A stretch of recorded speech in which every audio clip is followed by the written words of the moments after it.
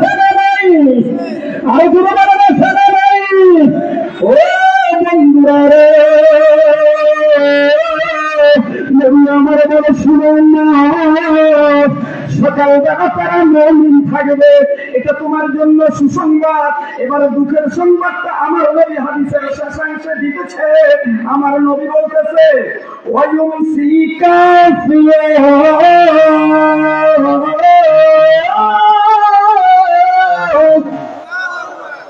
কিছু লোক আছে, ওই লোকগুলো সন্ধ্যাবেলা কাফের হয়ে যাইব।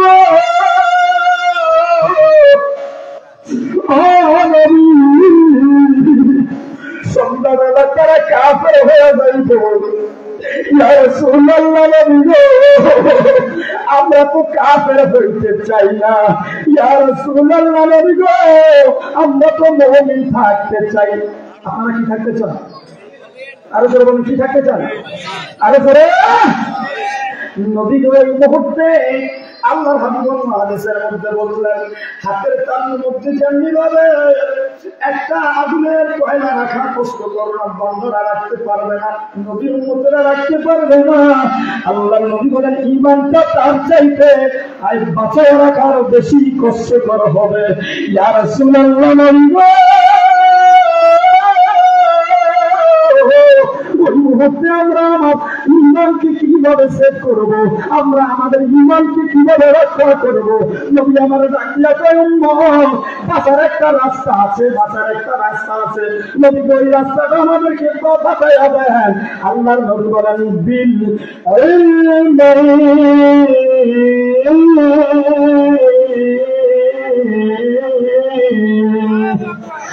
আল্লাহর নবী ডাকতে বলে,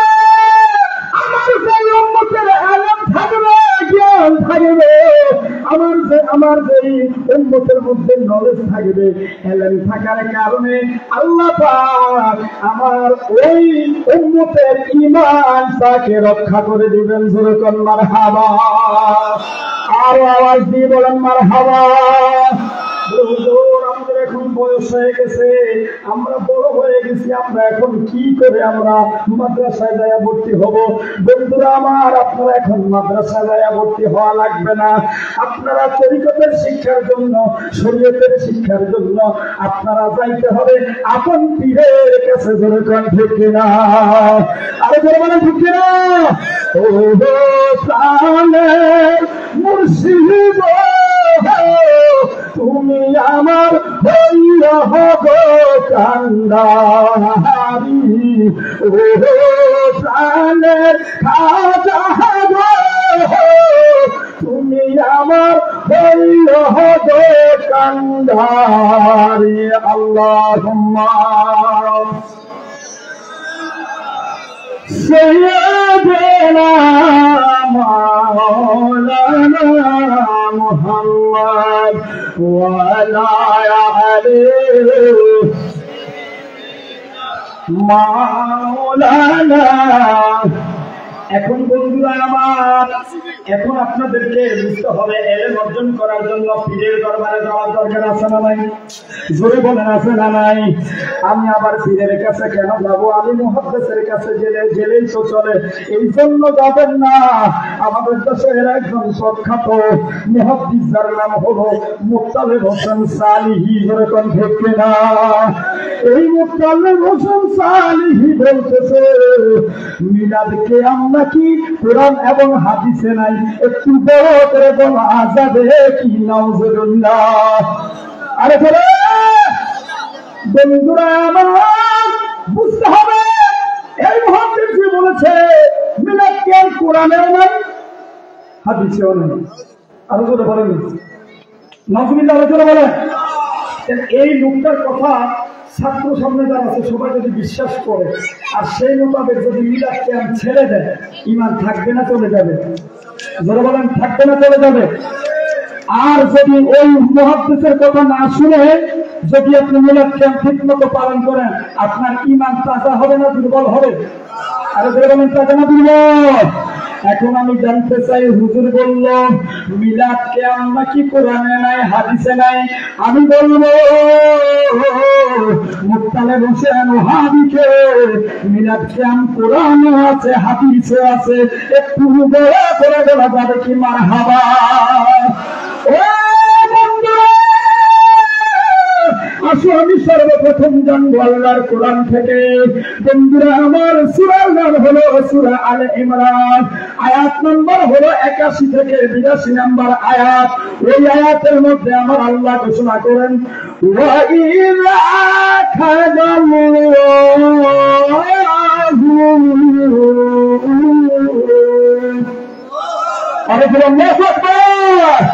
বন্ধুরা আল্লাহ ঘোষণা করেন, যখন আল্লাহ গ্রহণ করলেন মিসাক প্রতিশ্রুতি। আল্লাহ আপনি কাদের থেকে প্রতিশ্রুতি নিয়েছেন? আল্লাহ ডাক দিয়া করেন, যেন তেন মানুষের থেকে প্রতিশ্রুতি নেই না। আল্লাহ আপনি কাদের থেকে প্রতিশ্রুতি নিয়েছেন? আল্লাহ ডাক দিয়া করেন, নবীনা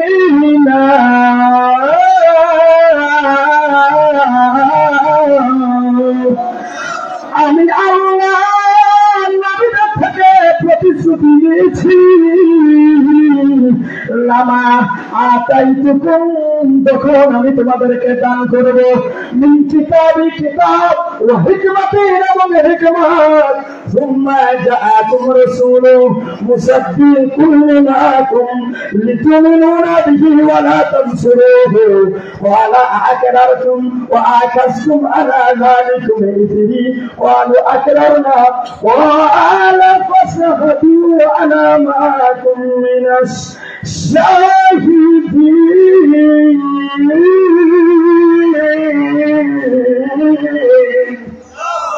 বন্ধুরা আমার, আমি আবার আপনাদেরকে একটু পড়ায় শুনাইতেছি।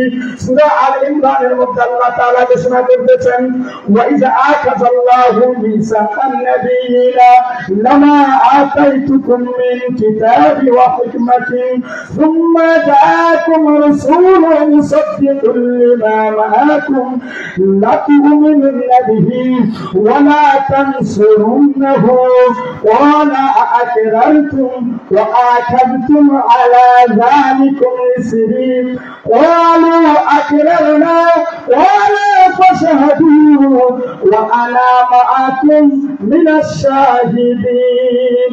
বন্ধুরা আমার, এই আয়াতের মধ্যে সর্বপ্রথম ইবারাতুন নাস দ্বারা নবীগণের অঙ্গীকারকে বোঝানো হয়েছে।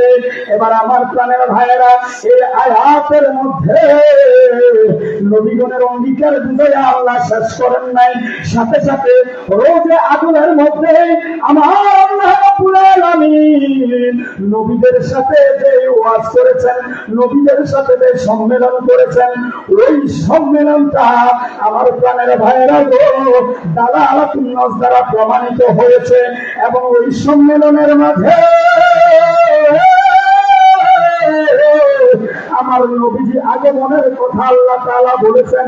এই আগমনের কথাটা ইশারাতুন নাস দ্বারা প্রমাণিত হয়েছে। এবং কিয়াম পয়গম্বররা দাঁড়িয়ে দাঁড়িয়ে আমার প্রিয় নবীকে সম্মান করেছে। ওই সম্মানটা ইত্তেবাউন নাস দ্বারা প্রমাণিত হয়েছে। তাহলে বুঝা যায় এই 4টা বছর মাধ্যমে সূরা আল ইমরানের 81 এবং 82 নম্বর আয়াতের মাধ্যমে কোরআন শরীফে মিলাদ কিয়াম আছে না নাই? আর যারা বলেন আছে নাই, এই মিলাদ কিয়াম জাকের বাড়ির পক্ষ থেকে জাকের বাড়ি মোহাম্মদ চেয়ারম্যান যখন হুকুম দিবেন, আমরা এই মিলাদ কিয়াম করতে রাজি আছি না নাই? কারা কারা রাজি আছে হাত তুলে দেখান। নারে তাকবীর। জাকের বাড়ি আজিমুসান ইসলামী জলসা দুরূদ শরীফ পড়েন। আল্লাহুম্মা সাল্লি মাওলানা মুহাম্মদ ওয়া আলা মাওলানা এবার আসেন আমরা হাদিসের মধ্যে মিলাদ আছে কিনা জানবো। এই কিতাবের নাম হলো তিরমিজি শরীফ। তিরমিজি শরীফের পৃষ্ঠা নাম্বার হলো 640। 640 নাম্বার পৃষ্ঠার মধ্যে কিতাবুল মানাকিব অধ্যায়ের মধ্যে একটা বাব এসেছে, বাবু মা জাফি মিলাদিন নবী সাল্লাল্লাহু আলাইহি ওয়াসাল্লাম। তাহলে বুঝা যায় হাদিসের মধ্যে আমার নবীর মিলাদ আছে না নাই? আর জোরে বলেন আছে না নাই? তাহলে আমার ভাইরা ওই লোকটাকে বললো মিলাদ কেমন কি হাদিসেও নাই, কোরআনেও নাই। তাহলে এই কথাটা সত্য কথা না মিথ্যা কথা? যেরকম সত্য কথা না মিথ্যা কথা। এজন্য বন্ধুরা বিশ্বের কদমে যদি থাকা যায়, জাকের পার্টির মহামান্য চেয়ারম্যান মহোদয়ের কদমে যদি থাকা যায়, বুঝা যায় সত্য ইনফরমেশন গুলো আমরা পাবো। ওই সত্য ইনফরমেশন গুলো পাবে আমরা যদি আমল করি, তাহলে আমাদের ঈমানটাকে হেফাজত করবে কে? আরে ধরে বলেন কে? আরে ধরে শুনে পড়েন আল্লাহুম্মা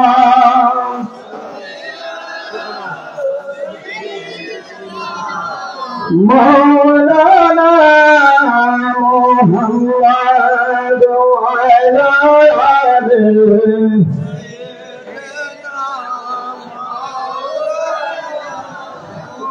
এই দুনিয়া পরে আমাকে দিন থাকব না, সবাই মোদের যাবে ভুলে, রসুল আপনি বলবেন না। আল্লাহুম্মা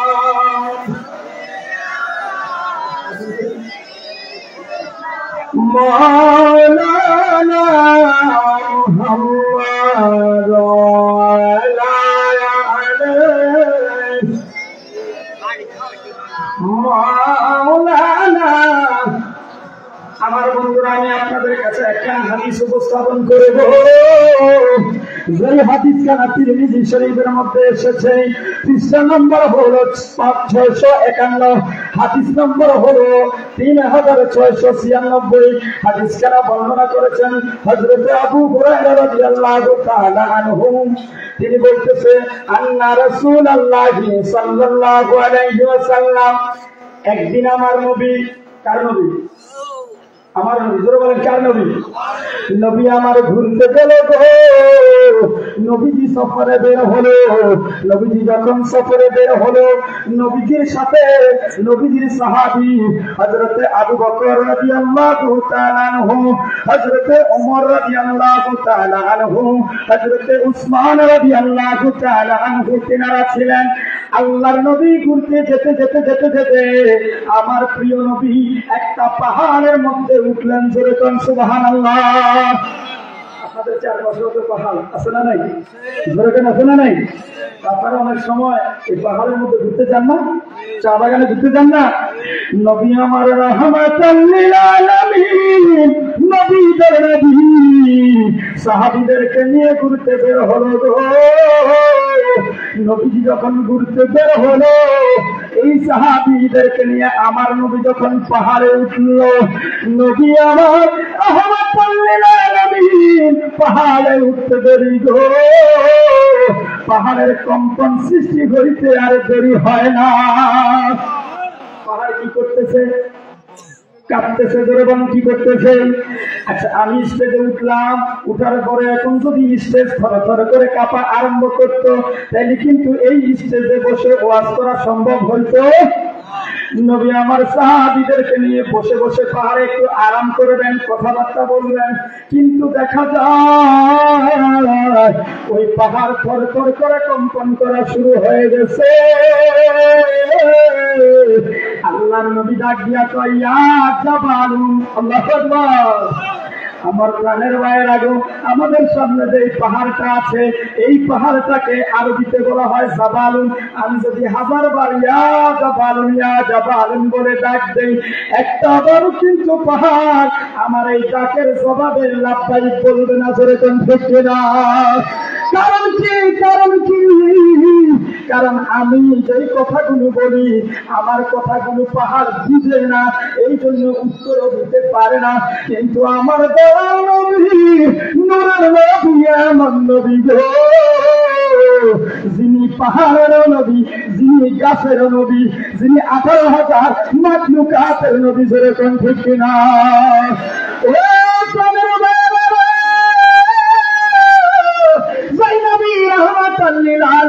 ভাষা উঠ বুঝত, অন্যান্য প্রাণীরা নবীর ভাষা বুঝত, নবীও অন্যান্য প্রাণীদের ভাষা বুঝত, নবী হরিণীর ভাষা বুঝত, হরিণী নবীর ভাষা বুঝত, এরকম ঠিক কিনা?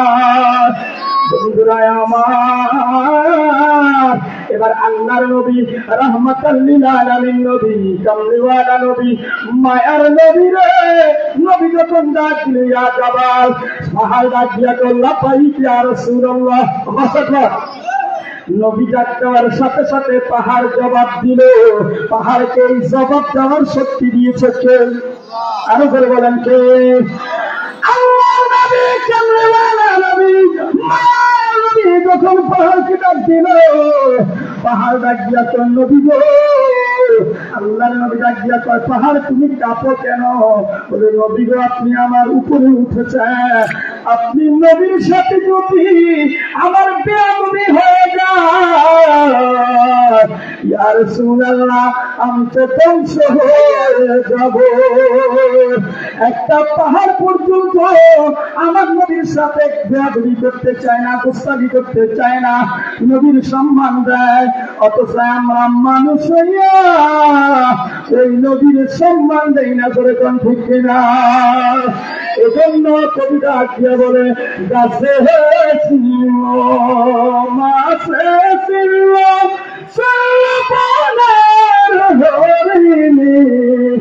উন্মত হইয়া চিনলামে না, তাই দুঃখ রইল অন্তরে। আল্লাহুম্মা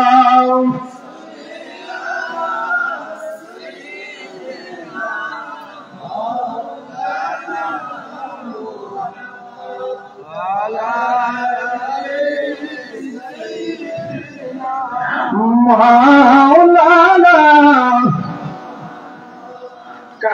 ওই পাহাড়টা আরো কাছাকাছি পেয়ে বেড়ে গেল।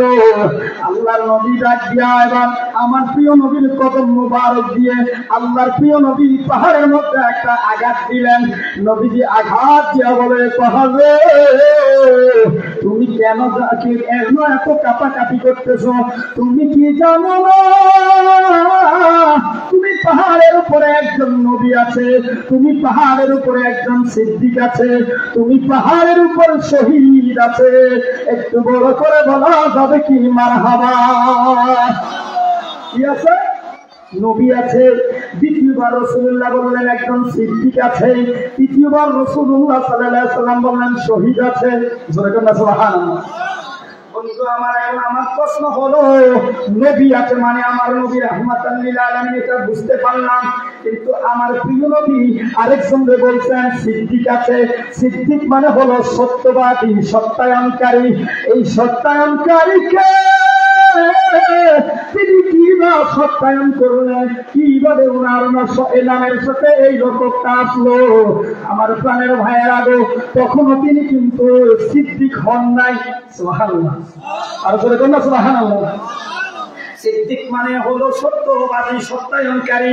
তিনি সিদ্দিক হয়েছেন আমার প্রিয় নবী রাহমাতাল লিল আলামিন, কামলিওয়ালা নবী, দয়ার নবী। যখন আমার প্রাণের ভাইয়েরা নবুয়তের একাদশ হিজরিতে আল্লাহর প্রিয় নবীকে আল্লাহ দাওয়াত দিয়া মেরাজ দিল। মেরাজ থেকে আমার নবী যখন আসলো, নবীজি আসার পরে আল্লাহর নবী যখন মেরাজের ঘটনাগুলো বলি আরম্ভ করে দিল, ওই সময় আবু জাহেল ডাক দিয়া কয়, ও আবু বকর আবু বকর রে, তোমার নবী কি পাগল হয়ে গেছেন? একটু বড় করে বলো তা দেখি। নাউজুবিল্লাহ, আরো জোরে বলেন নাউজুবিল্লাহ। তোমার নবী বলতেছে, তোমার নবী নাকি বাইতুল মুকাদ্দাস গেছে। আরে এই জায়গা থেকে বাইতুল মুকাদ্দাস যাইতে অনেক সময়ের প্রয়োজন আছে। তোমার নবী নাকি 7 আসমান ভ্রমণ করেছে, আরশ ভ্রমণ করেছে, এক রাতের মধ্যে। এটা কি করে সম্ভব? হযরতে আবু বকর সিদ্দিক রাদিয়াল্লাহু তাআলা আনহু বলেন, আমার নবী যদি বলে থাকে তাহলে আমি বিনা দ্বিধায় মেনে নিলাম। জোরে বলেন মারহাবা। তিনি সিদ্দিক হলেন নবুয়তের 11 হিজরিতে, কিন্তু 11 হিজরির আগে আমার নবী পাহাড়ে যখন উঠেছিলেন তখন আমার নবী আবু বকর সিদ্দিক হয় নাই, হবে, হওয়ার আগেও হওয়ার বিষয়টা জানে কে? নবীজি। বলেন জানে কে? নবীজি জেনেছে, এজন্য নবী বলে দিয়েছে আগে সিদ্দিক তিনি হয়েছেন পরে। আর বলেন তিনি হয়েছে। শুধু তাই নয় গো, আমার নবী রাহমাতাল লিল আলামিন বলেছেন, ও পাহাড় তুমি কেন কাঁপো? তোমার উপরে 2 জন শহীদ আছে। এই শহীদ হলো কে? হযরতে ওমর রাদিয়াল্লাহু তাআলা আনহু। তিনি তখনও শহীদ হয় নাই, শহীদ হওয়ার আগেই তিনি যে শহীদ হবে ওই জ্ঞান আমার নবীর আছে না নাই? জোরে কোন আছে না নাই? ওই কোন পাগলে বলে নবী গায়েবে জানে না, এলেমের শহর গনবী শাহে মদিনা। আর জোরে কোন পাগলে বলে নবী, কোন পাগলে বলে নবী গায়েবে জানে, এলেমের শহর গনবী শাহে মদিনা। তাহলে আমার নবী ভবিষ্যতের কি হবে না হবে ওই জিনিসগুলো আমার নবীর বলার ক্ষমতা আছে না নাই? আর বলেন আছে না নাই? আল্লাহর নবী হাদিস শরীফ আমার সঙ্গে বিদ্যমান। বাবার আওয়াজ কারো যদি সন্দেহ হয় আসো দেখায় দিব। বন্ধুরা আমার, এখন আমার প্রশ্ন হলো, আল্লাহর নবী কিসের শক্তিতে ঘটনা সংঘটিত হওয়ার আগেও বলে দিলেন আমার নবী নবুয়তের পাওয়ারে যেই ঘটনাটা ঘটিয়েছিলেন এই ঘটনাকে বলা হয় মুজিজা। বলে মারহাবা। 1450 বছর পরে আল্লাহ তাআলা আমাদেরকে একজন মুর্শিদ দিল, একজন পীর দিল, যেই পীর ভবিষ্যতের কথা জানতো কি জানতো না? আরো ধরে বলেন জানতো কি জানতো না? তিনি যে জেনেছেন বলেছেন এটা হলো কারামত। একটু বড় করে বলা যাবে কি মারহাবা? বন্ধুরা আমার, বানানো ঘটনা না। এখানে প্রেজেন্ট রয়েছেন, উপস্থিত রয়েছেন আমাদের সেলিম ভাই। সেলিম ভাই আপনারা ছিলেন কি ছিলেন না? কে কে ছিলেন? সবাই ছিলেন। পোল্ট্রি সেলিম না? হাত নামান সবাই। বন্ধুরা আমার গো, দয়াল নবী পাহাড়ে উঠলেন। আল্লাহর নবী যখন বললেন, এরে পাহাড় এত কাঁপাকাঁপি কেন? তোমার উপরে নবী আছে, সিদ্দিক আছে, শহীদ আছে। বন্ধুরা আমার, তখন পাহাড়টা কম্পন বন্ধ হয়ে গেল। আমার বন্ধুরা রে, 1450 বছর পরে সেদিন ভাই গিয়েছিল বিশ্ব জাকের মন্দির আত্মশিল্পী বিশ্ব হুজুরের কাছে বলে কোন দেখলে না দয়া হুজুরের কাছে বলে, হুজুর আমি কি করব? আমি যে বাড়ির গ্রামীণ যে মুরগিগুলো আছে এগুলো লালন পালন করি, কিন্তু এতে তো আমার বেশি লাভ হয় না। হুজুর বললেন, বাবা এমন একটা সময় আসবে সাদা মুরগি বের হবে, ওই মুরগিটার ব্যবসা আপনি করবেন। আমার বন্ধুরা রে, আপন পীরের হুকুম মাথায় নিয়ে এসে তখন তিনি ওই ব্যবসা শুরু করে দিলেন। আপন পীরের হুকুম মানার কারণে এই ব্যবসার মাঝে বরকত দিয়েছে কে? আরো ধরে বলেন কে? ওর পীর রাজি যার উপরে আমার আল্লাহ রাজি তার উপরে। ওই পীরকে রাজি করার দরকার আছে না নাই? আরো ধরে বলেন আছে না নাই? বন্ধুরা আমার, সাদা মুরগি এখন অ্যাভেলেবেল, কিন্তু আজ থেকে 50 বছর আগে, 60 বছর আগে মানুষ কিন্তু পোল্ট্রি মুরগিটা তত বেশি চিন্ত। জোরে বলেন চিন্ত। ও বন্ধুরা, ওই আল্লাহর কাশফ খোলা, ওই কাশফের মাধ্যমে সেই মুরগি এখনো আবিষ্কার হয় না, ভবিষ্যতে হবে। ওই মুরগির সুসংবাদ দিতে আল্লাহর ওলিরা পারে কি পারে না? বন্ধুরা আমার, ওই পীর কেবলা হুজুরের সামনে আমাদের জন্য যে উরুস শরীফ ঘোষণা করেছেন, ওনার আওলাদ আমাদের জন্য যে উরুস শরীফ ঘোষণা করেছেন, এই উরুস শরীফে আমরা কারা কারা যেতে চাই একটু হাত তুলে দেখাই। নারায়ে তাকবীর। আজকে আবুল শাহ ইসলামী জলসা বিশ্ব উরুস শরীফ 2025 জাকের পার্টি। আল্লাহ পাক আপনাদের সকলকে কবুল করুন। যেরকম আমিন, আর জোরে বলেন আমিন। আচ্ছা, এই যে সামনে উরুস শরীফ আছে, এই উরুস শরীফ উপলক্ষে আমাদের কিন্তু কিছু করণীয় আছে, আছে না নাই? জোরে করে আছে না নাই? আমরা কি করি? আমরা উরুস শরীফ আসলে উরুস শরীফের জন্য আমরা মানত করি। মানতের কথা কোরআন শরীফে এসেছে বাবারা আমার, এগুলো করবেন।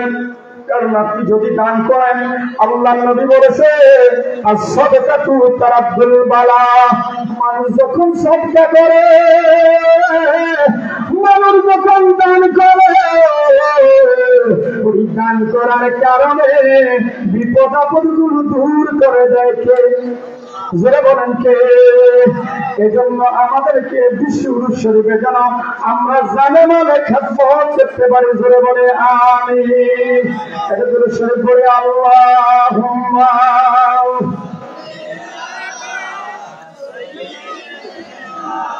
মাওলানা মুহাম্মদ ওয়া আলা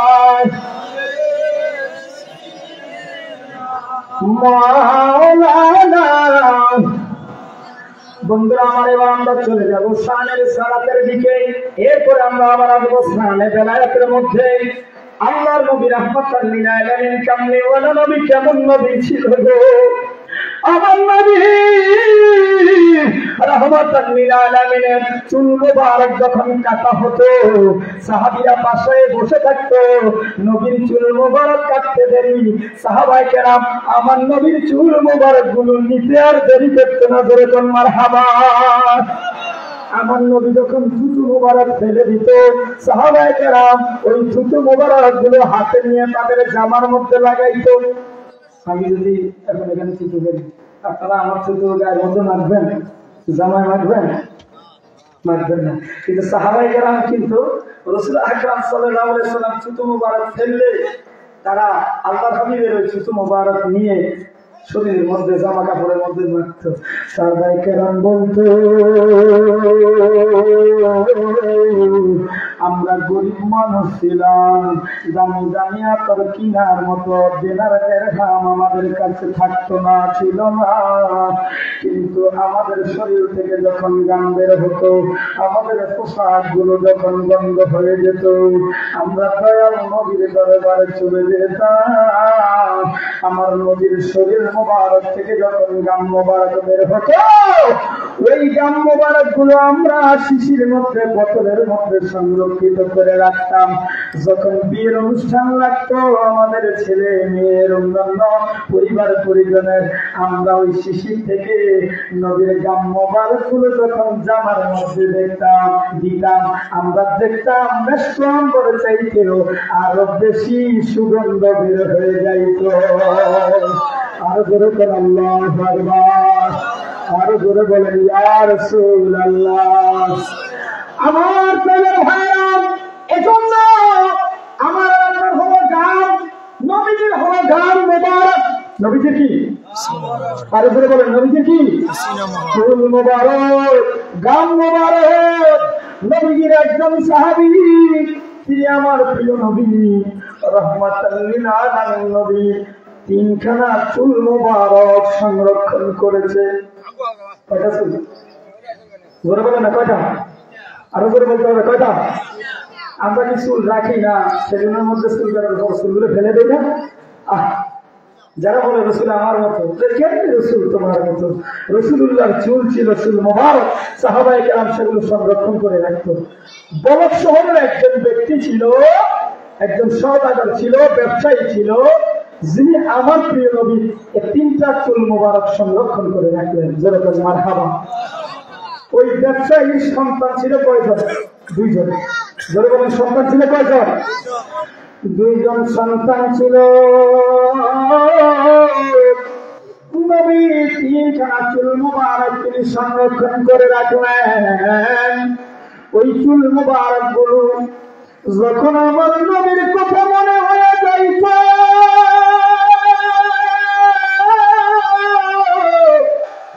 সাথে সাথে বলক শহর থেকে মদিনা শরীফ যাওয়া সম্ভব হইত না।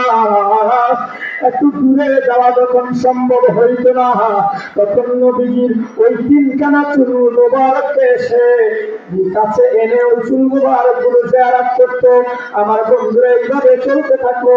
চলতে চলতে ওনারা হায়াত যখন শেষ হয়ে যায়, ওই লোকটা যখন ইন্তেকাল করলো, লোকটা ইন্তেকাল করার পরে এই লোকটার যে তিনটা চুল মুবারক ছিল, বাবা যখন মরে যায়, বাবা মরে যাওয়ার পরে সন্তান যারা রয়েছে, ওই সন্তানরা তাদের সম্পত্তির মালিক হয় কি হয় না?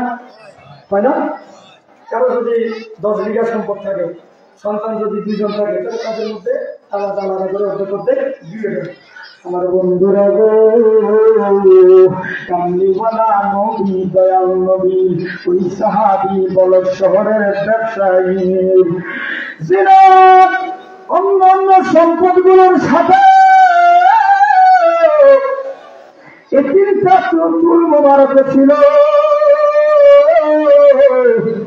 এই চুল মোবারক গুলো তেনার কাছে যখন ছিল, বাবা মরে যাওয়ার পরে সন্তানের এবার সম্পদ ভাগাভাগি শুরু করে দিল। সম্পদগুলো ভাগ করতে যাইয়া সব সম্পদ জায়গাগুলো যখন ভাগ করা হলো, জমিনগুলো যখন ভাগ করা হলো, বাড়ির ভিটাগুলো যখন ভাগ করা হলো, আধা আধি করে 2 সন্তান নিল। এবার ভাগের পাল্লা আসলো নবীজির চুল মোবারক। ওই বলক শহরের ব্যবসায়ীর সন্তান কয়জন? জোরে বলেন, সন্তান কয়জন? চুল কয়টা? আর জোরে বলেন, চুল কয়টা? বড় ছেলে বলতেছে, চুল যেহেতু 3টা, এই 3টা চুল মোবারককে আমরা ভাগাভাগি করে নিব। আমি বাবার বড় ছেলে, আমি একটা নিব। তুমি হলো বাবার ছোট ছেলে, তুমি একটা নিবা। বাকি যে একটা চুল থাকবে,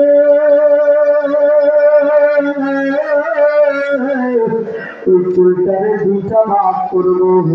অর্ধেক বড় ভাই নিবে, আর অর্ধেক ছোট ভাই নিবে। ছোট ভাই একটা ডাকিয়া কয়, না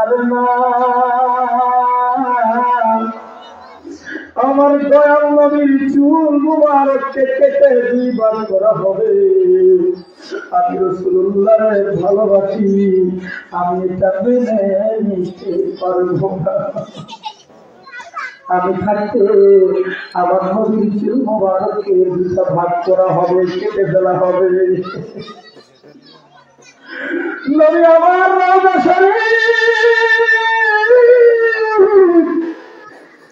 নবীর কথা মনে হলে সাথে সাথে রওজা শরীফ যেতে পারি না, কিন্তু আমার কামনে বলা নবীর চুল মুবারকগুলো তো জিয়ারত করতে পারি।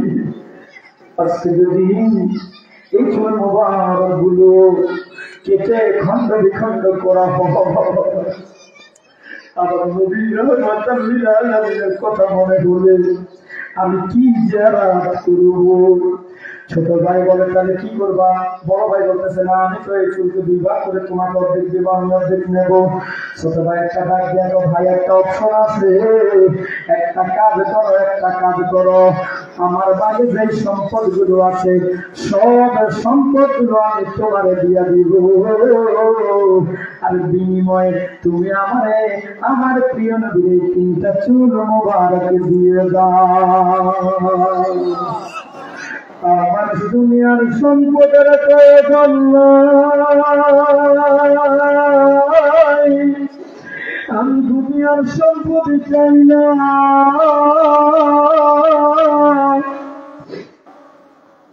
আমি দুনিয়ার সম্পত্তি কি করব? কারণ বাবার মতো যেদিন আমি মরে যাব, আমি মরে গেলেও আমার সন্তানেরা আমার সম্পদগুলো ভাগাভাগি করে নিয়ে যাবে। এই দুনিয়ার জায়গা দুনিয়াতে থেকে যাবে, দুনিয়ার দিনার দুনিয়ার দেড়হামের জায়গায় থেকে যাবে, খাতগুলো খাতের জায়গায় থাকবে, ব্যাংকের টাকাগুলো ব্যাংকে থেকে যাবে। কিন্তু নবীর চুল মুবারক যদি নেওয়া যায়, এই চুল মুবারক গুলো কাফনের কাপড়ে করে কবরে যাওয়া যাবে।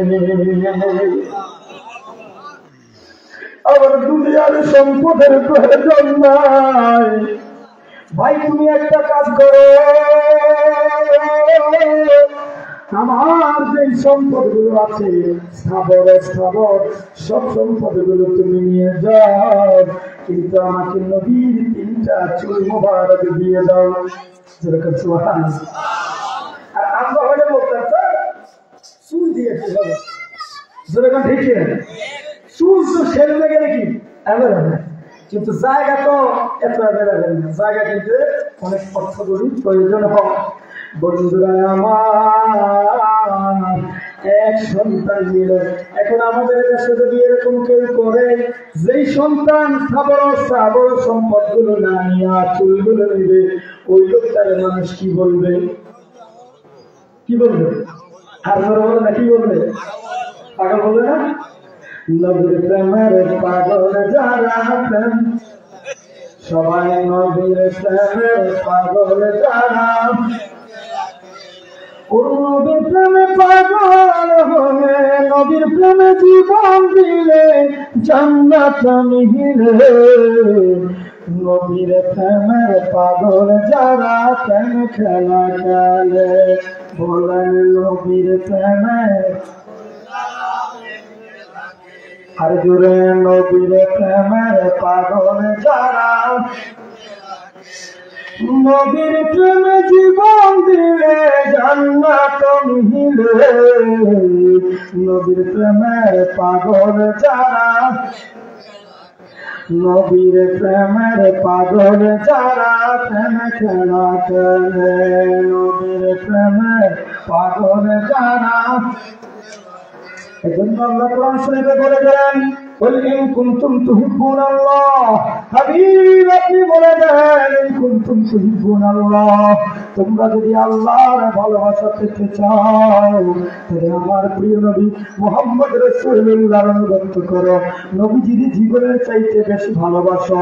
নবীজির জীবনের চাইতে বেশি ভালোবাসলে আমার আল্লাহর ভালোবাসা অর্জন হয়ে যাবে। জোরে বলি সুবহানাল্লাহ। ويغفر لكم ذنوبكم والله غفور رحيم। আল্লাহ বলতেছে, যদি তোমরা আমার প্রিয় নবীরে ভালোবাসো, নবীরে ভালোবাসলে আমার নবীর ভালোবাসার কারণে আপনার আমার জীবনের গুণাগুলো মাফ করে দিবে কে? আর যে বলেন কে? এই বিশ্বাস আমাদের আছে না নাই? কাদের আছে? একটা হাত তুলে দেখেন। নারায়ে তাকবীর, জাকির পার্টি, আজিমুল ইসলামী জলসা, বিশ্ব শরীফ 2025। এদের শুরু করেন আল্লাহুম্মা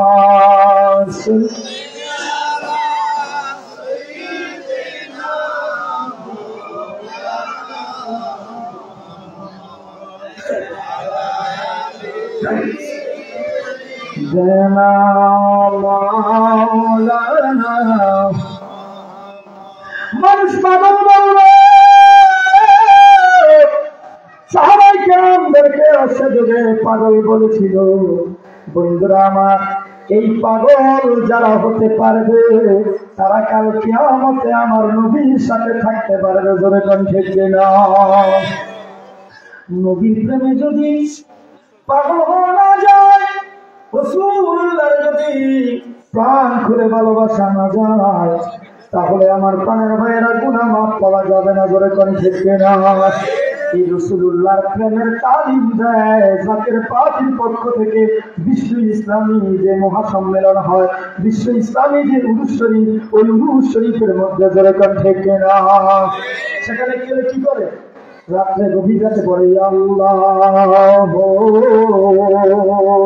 ইয়া রাহম, সবাই জোরে ইয়া রহিম আল্লাহ ইয়া রহমান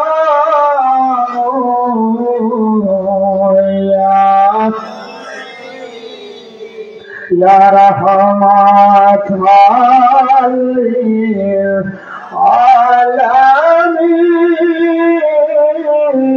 ইয়া রহমাত লিল আলামিন। আমার প্রাণের ভাইরা গো, ওই দুই সন্তানের মধ্যে এক সন্তান বলল, ছোট ভাই বলল, ভাই তুমি রুমে যাও, আমি আমার প্রিয় নবীর চুলকে দুই খণ্ড করতে পারবো না, আমার দুনিয়ার সম্পদের প্রয়োজন নাই, তুমি দুনিয়ার সম্পদ গুলো নিয়ে যাও, আমার নবী এই তিনখানা চুল মোবারক দিলেই হবে, আমি আর কিছু চাই না, আমি আমার প্রিয় নবীর এই তিনখানা চুল মোবারক চাই। বলে ঠিক আছে ভাই নিয়ে যাও। পাগল হয়েছে এই জন্য শুধু চুল চাইতেছ, এবার চুলগুলো নিয়ে নিল আমার কানের ভাইরা। ওই সন্তান বাপে অভ্যাস ছিল, ওই টাকাগুলো দিয়ে সে মদ খেত, মদ খেতে খেতে এক সময় তার সম্পদ জায়গা বিক্রি করে করে সবকিছু নষ্ট করে ফেললো। ওই দিকে আমার বন্ধুরা রে, ওই ব্যবসায়ীর বলক শহরের ব্যবসায়ীর যে ছোট সন্তান ছিল, ওই সন্তান আমার প্রিয় নবীর চুল মোবারক গুলোকে তাজিম করতো। যখন মারা গেল, মারা যাওয়ার আগে ওসিয়ত করে গেল, আমি যখন মারা যাব, আমি মারা গেলে আমার কাপনের মধ্যে আমার প্রিয় নবীর এই তিনখানা চুল মোবারক ঢুকাইয়া দিও। আমার জানাজার মধ্যে যে মানুষগুলো আসবে তাদেরকেও বলে দিবা আমার কাফনের মধ্যে যেন আমার দয়াল নবীর চুল মোবারক গুলো আছে। এবার প্রাণের ভাইরা ইন্ডিয়ান থেকে করার পরে কাফনের ভিতরে তিনখানা চুল মোবারক দিয়ে দেওয়া হলো। আমার প্রাণের ভাইরা জানাজার মধ্যে যখন বলে দেওয়া হলো, ওনাকে কবরস্থ করা হলো, সব মানুষ চলে গেল। এবারে দেখা যায় কিছুদিন পর ওই কবর জিয়ারত করার জন্য পৃথিবীর বিভিন্ন দেশ থেকে হাজার হাজার মানুষ আসা শুরু করে দিল। দরবার আস্তে আস্তে বাড়তে থাকলো। আমার প্রাণের ভাইরা, আমি বলতে চাই রাসূলুল্লাহর চুল মুবারককে যদি তাজিম করার কারণে, সম্মান করার কারণে আল্লাহ পাক ওই ব্যবসায়ীর ছোট ছেলের মর্যাদা বাড়ায়া যায়। আমরা যদি হিজবুল্লাহর মহাইমানের হুকুমগুলো পালন করি, আমার প্রাণের ভাইরা, আমাদের মর্যাদাকে বাড়িয়ে দিবে কে? আর ফের বলেন কে? এজন্য প্রাণের ভাইরা, আমার রাসূলুল্লাহর মহব্বত থাকতে হবে, নবীর প্রেম থাকতে হবে। এই নবীর প্রেম সৃষ্টি করে যে ইবাদতের মাধ্যমে, ওই ইবাদতের নাম হলো আমার প্রিয় নবীর দুরূদ। জোরে কোন ঠিক কিনা? এই যে দুরূদ শরীফ পড়েন, আল্লাহুম্মা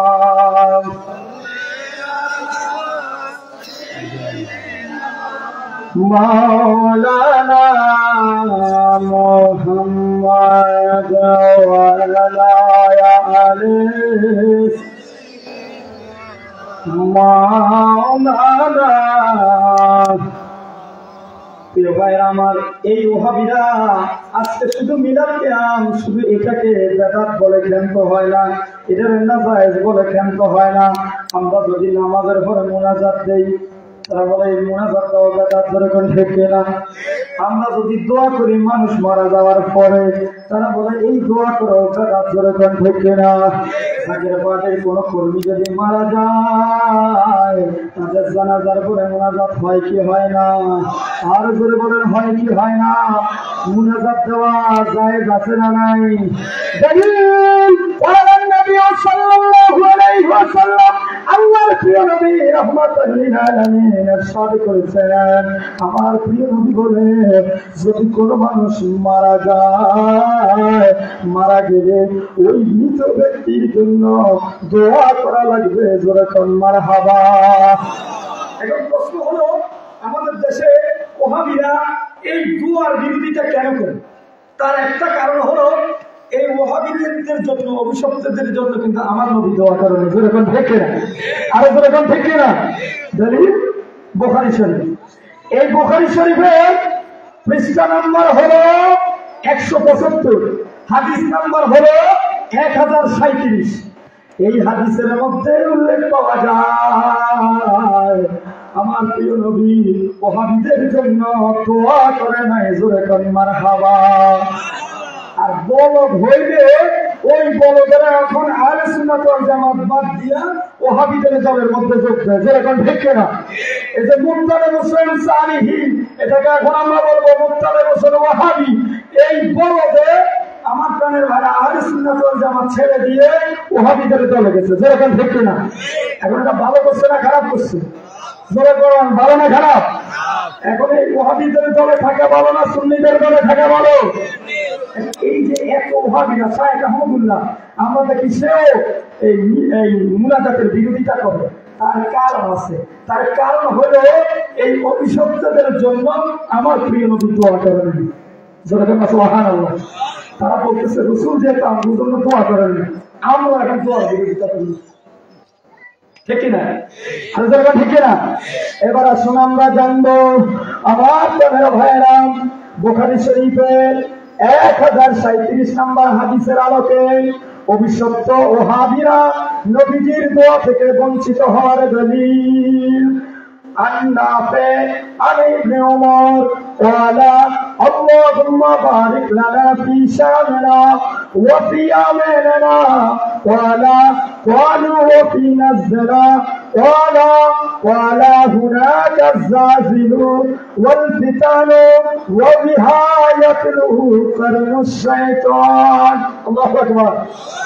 অনুবাদ করে দিচ্ছি আমার প্রাণের ভাইরা, হযরত ইবনে ওমর রাদিয়াল্লাহু তাআলা আনহু থেকে হাদিস খানা বর্ণিত। তিনি বলতেছেন, আমার প্রিয় নবী একদিন সাহাবীদের জন্য দোয়া করতেছে। আল্লাহর নবী কি দোয়া করে গো?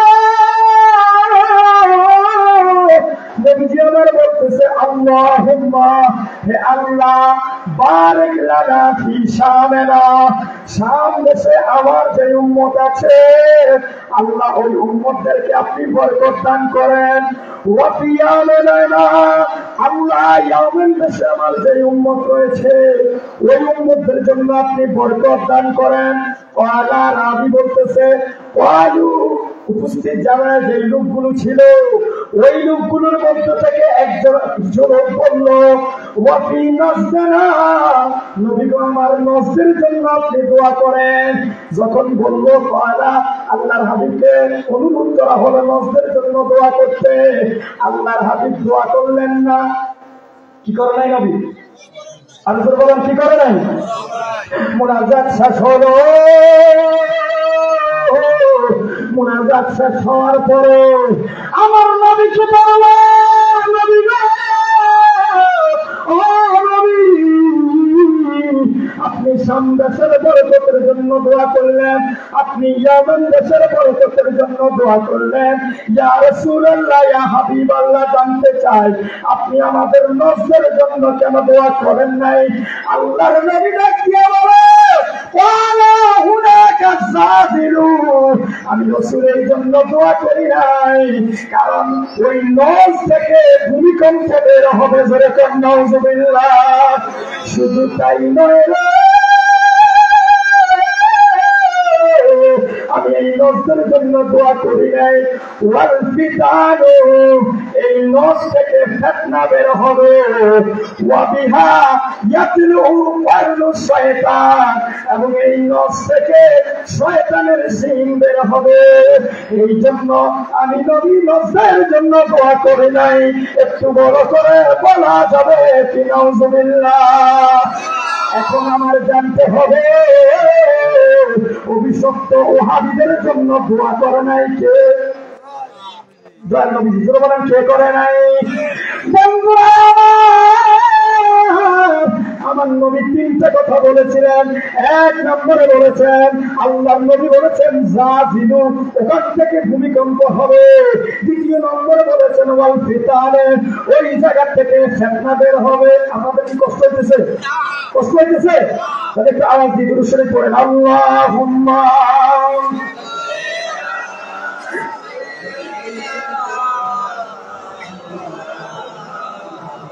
মুহাম্মাদ ওয়া আলা মাওলানা। রাসূল বললেন ওয়াল ফিতান, সেখান থেকে ফিতনা বের হবে। আমার বন্ধুরা, আমাদের এই সমাজের মধ্যে ফিতনা ফাসাদ আছে না নাই? আওয়াজ দিয়ে বলতে হবে, আছে না নাই? বন্ধুরা আমার, কেউ হলো জানাজার নামাজের পরে দোয়ার পক্ষে, আবার কেউ হলো বিপক্ষে, যেরকম ঠিক কিনা? অথচ নবীজি বলেছে ইজা সাল্লাইতু আলাল মাইয়িতি ফাজলিসু লাহু দুআ। আল্লাহর নবী বলে ইজা সাল্লাইতু আলাল মাইয়িতি, কোন মানুষ যদি মরে যায় ওই মানুষটার জানাজার নামাজ যদি তোমরা আদায় করো, জানাজার নামাজ আদায়ের সালাম যখন ফিরাইবা, সালাম ফিরানোর পরে তোমাদের দায়িত্ব শেষ নয়। আল্লাহর নবী বলে ইজা সাল্লাইতু আলাল মাইয়িতি, ওই ব্যক্তির জানাজার নামাজ শেষ হওয়ার পরে তার জন্য তোমরা দোয়া করো। একটু বড় করে বলা যাবে কি মারহাবা?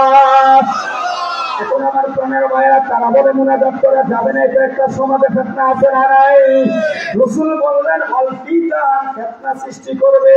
এই ফিতনা সৃষ্টি করেছে কে? এই ফিতনা সৃষ্টি করেছে আব্দুল ওয়াহাব নজদি।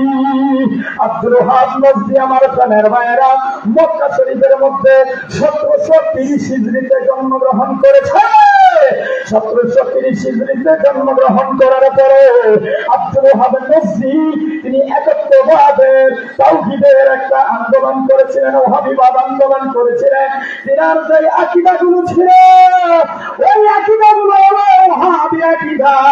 ওই ওহাবীরা সেই আব্দুল ওয়াহাব নজদির অনুসারী যারা, তারাই ওহাবী। আর আমার দয়াল নবীর অনুসারী যারা, তারা হলো সুন্নি। যেরকম ঠিক কিনা? আর যেরকম ঠিক কিনা?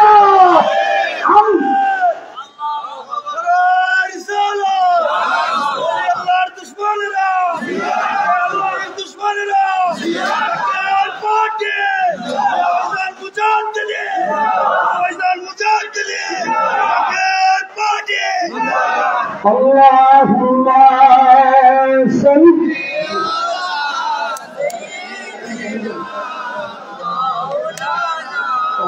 Muhammad wa ala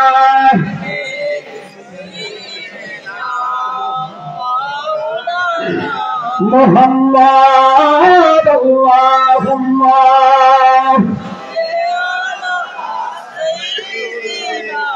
Maulana Muhammad wa ala আমার কাজা বাবার প্রাণে অলবি তোরে গোনা ফুলাব, সেই ফুলেরই মালা গেছে পরব আমি গলেতে। আল্লাহ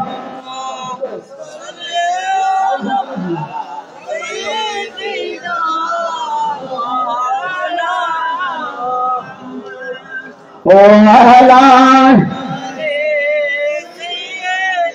এই আব্দুল ওয়াহাব নজদির একটা আকীদা হলো আমার নবী মরে মাটির সাথে মিশে গেছে। যেরকম নাউজুবিল্লাহ। ওহাবীরা বলে নবী মরিয়া গেছে, বলেন বেঈমানেরা বলে নবী মরিয়া গেছে। ও মরে নবী রোজাতে, ওহাবীরা বলে নবী মরিয়া গেছে। হায় হায় বেঈমানেরা বলে নবী মরিয়া গেছে। যেরকম ঠিক না? আমরা যারা এখানে মাহফিলে আছি, আমাদের নবী কোনটা নবী না জিন্দা নবী? আর জীবনের মরণ নবী না জিন্দা নবী?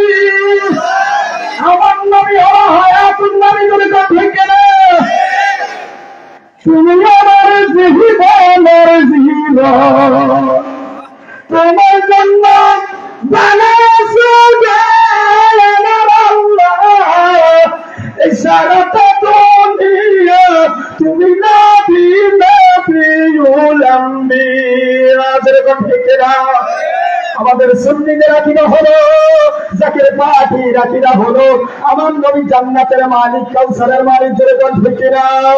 কিন্তু ওয়াহাবিরা আমার প্রিয় নবীকে কাউসারের মালিক মানতে চায় না, জোরে বল ঠিক কিনা? বুখারী শরীফের যে হাদিসে বললাম ফিতনা সৃষ্টি করেছে এই আব্দুল ওহাব নজদি। এই আব্দুল ওহাব নজদির একটা আকীদা হলো আমার নবী মরে মাটির সাথে মিশে গেছে, জোরে বল নাউজুবিল্লাহ। অথচ আমার নবী জিন্দা নবী, জোরে বল ঠিক কিনা? আমার নবী যে কাউসারের মালিক, আল্লাহ সূরা কাউসারে বলে দিয়েছে ইন্না আতাইনাকাল কাউসার।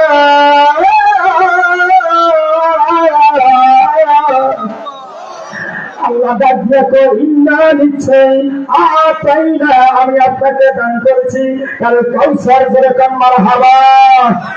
আল্লাহ আপনার কাছে জানতে চাই, আপনি সূরা কাউসারের মধ্যে বলেছেন আপনি আপনার নবীরে কাউসার দিলেন, আল্লাহ কেমন কাউসার দান করেন?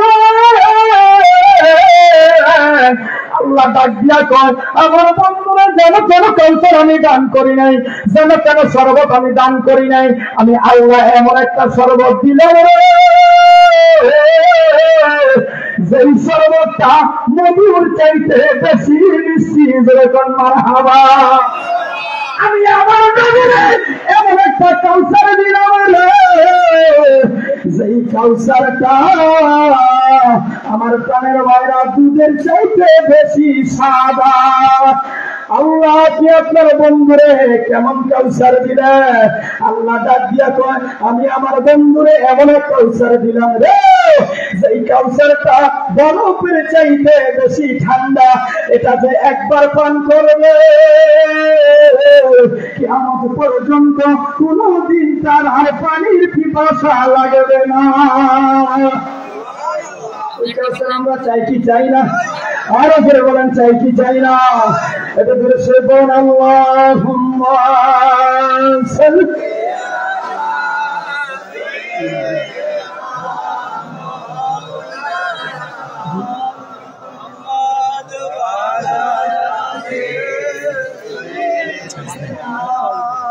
মাওলানা।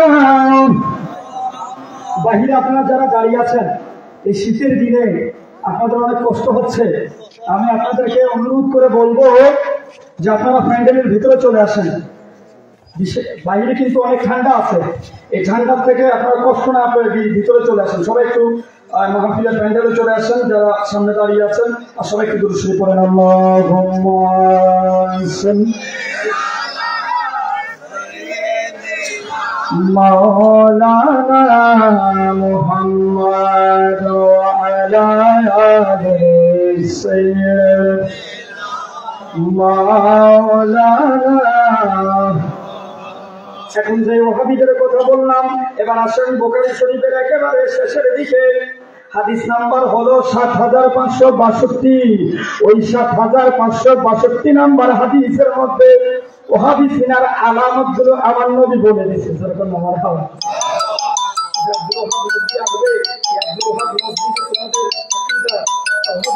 তোমাদের কাছে প্রচার করবে, আর তোমরা যদি ওই আকীদা গুলো গ্রহণ করো ঈমান নষ্ট হয়ে যাবে। নবী গো ওই ওয়াহাবিদেরকে চিনব কিভাবে? আল্লাহ নবী ডাক দিয়া কয় চিনবা কিভাবে জানোনি? সিয়ামাহুম তাখুলি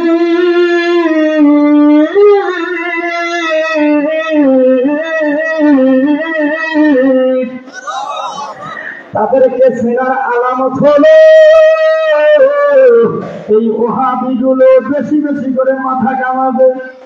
কওমি মাদ্রাসার ছাত্ররা এখন মাথা বেশি কামায় কি কামায় না? আর কোন কামায় কি কামায় না?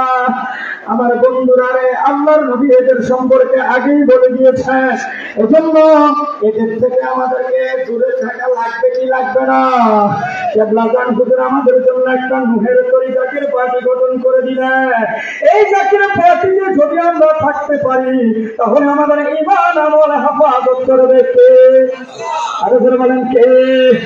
ও আমার কানের বাইরেরা, আপনারা দেখেছেন সোশ্যাল মিডিয়াতে খবর এসেছে, আপনারা শুনেছেন 28/11/2024 গত বৃহস্পতিবারে মুর্শিদপুর দরবার শরীফের মধ্যে দানিওয়ালা টুপ্পাওয়ালা কিছু মানুষ যাইয়া ওই রহমাতুল লিল আলামিন মসজিদের মধ্যে আগুন জ্বালাইছে। ধরে কোন ঠিক কিনা?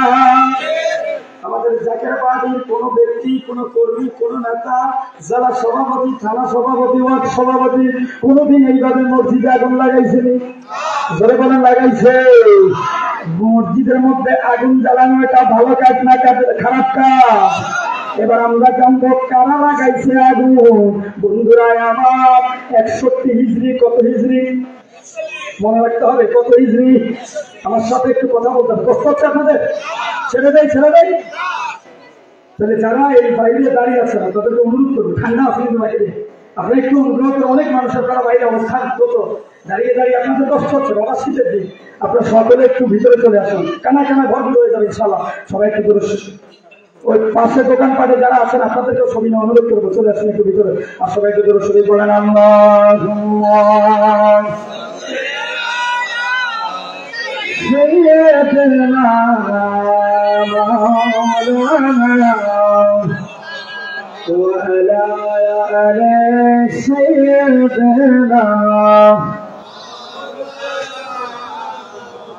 আপনারা জানেন বিশ্ব জাকের মন্দির রংপুর দরবার শরীফে এখন মসজিদের কাজ চলতেছে, আপনারা খেদমত করবেন, রাজি আছেন না নাই?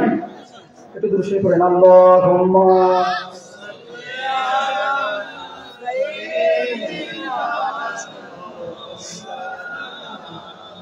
محمد وعلى آل سيدنا